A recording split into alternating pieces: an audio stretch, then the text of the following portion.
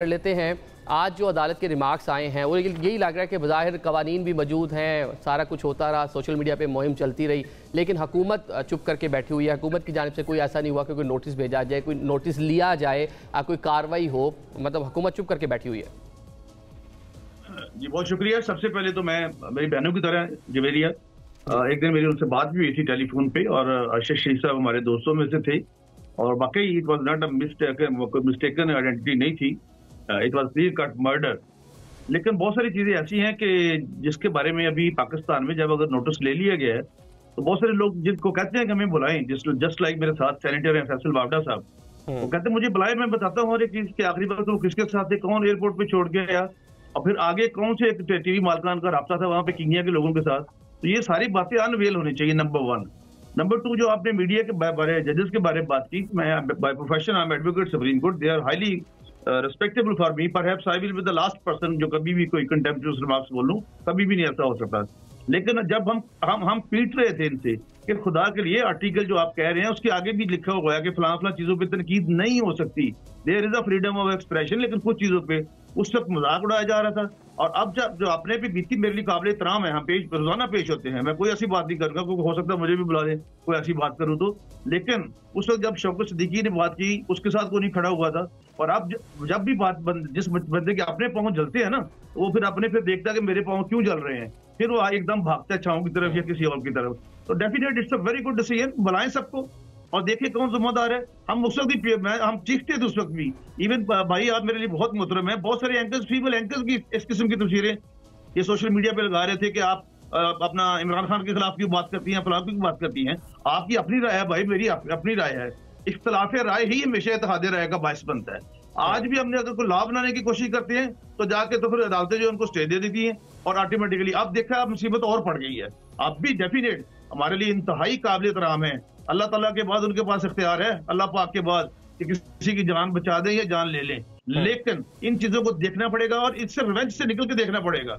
वो इसको सोचे, मेरी जो जाती रहे, मैं 1996 से प्रैक्टिस कर रहा हूँ, इसको रंज की बुनियाद पर ना ले, वो इसको लेके इसका हल निकाले परमानेंट। मेरी बहुत काबिल एहतराम है सारे जजेस, हल निकलना चाहिए। देखा आपने चंद माह पहले सुप्रीम कोर्ट के जजेस के हवाले से इस तरह की एक मुहिम थी, पंजाब में कवानीन भी आ गए, लेकिन जो जंग हम देख रहे हैं, सियासी जमातों की जंग हो, अदारों के हवाले से मामला, तो सब जो है वो सोशल मीडिया पर चल रहे हैं। जब शौकत साहब कानून साजी के हवाले से बात होती है तो सियासी जमातें उस पर एक साथ ऑन बोर्ड नहीं होती, जो हुकूमत में होता है वो उसको डिफेंड करता है, जो अपोजिशन में होता है उसको तनकीद कर रहा होता है। बिस्मिल्लाहिर्रहमानिर्रहीम। देखिए, कानून साजी इस मुल्क के अंदर वो होनी चाहिए जो आवाम के लिए हो। हर कानून जब बनता है ना तो आवाम के लिए बनता है, लेकिन बदकिस्मती यहाँ ये है कि यहाँ सिर्फ कानून इसलिए बनता है कि मुखालिफिन को कुचला जाए, मुखालिफिन को दबाया जाए, उनकी आवाज को दबाया जाए। तो ये जो चीज़ है, इसलिए कोई कानून जो है वो परफेक्ट नहीं बन रहा है। और इसी तरह जाहिर जो हुकूमत चली जाती है, फिर वो अपने मकसद के लिए जो कुछ उसने इस्तेमाल करना होता है वो, तो उस कानून की अहमियत नहीं रहती है। तो इसलिए मैं समझता हूँ कि सोशल मीडिया वो जो भी हो, एक रेगुलेटरी बॉडी है, होगी, लेकिन एज सच मुझे वो नहीं लग रहा, जिसकी जो मर्जी आती है वो सोशल मीडिया पे सोशल मीडिया तो अभी तक तो उस तरह से कोई रेगुलेटर नहीं है ना जी, उस तरह से चीजें नहीं है। चैनल्स के लिए कैमरा मौजूद है, अखबारात के लिए मौजूद है। बिल्कुल मैं चाहता हूँ कि बिल्कुल कानून साजी होनी चाहिए, लेकिन इसलिए नहीं होनी चाहिए क्या मुखालिफिन को दबाएं। और आप हुकूमत में के अंदर हैं, तो जब तक आप हुकूमत के अंदर हैं आप कहें कि जी हम पे कोई तनकीद ना करें। तनकीद करना कोई और चीज है, हाँ, गाली गलोच बिल्कुल नहीं होनी चाहिए। हम मुहज़्ज़ब दुनिया में रह रहे हैं, मुहज़्ज़ब कौम वो हैं, पाकिस्तानी हैं। गालियाँ गलोच होगी तो उससे बदनामी होती है, मुल्क की भी बदनामी होती है, और एक दूसरे की पगड़ियाँ उछालना ये भी नहीं होना चाहिए। लेकिन ये कहना है कि अगर आपने करप्शन की और मैं कहूँ कि जी ये करप्शन के सबूत है, तो मेरे ख्याल से वो फिर उसके अंदर नहीं आना चाहिए कि हम कहें कि जी क्यों उसने कहा है।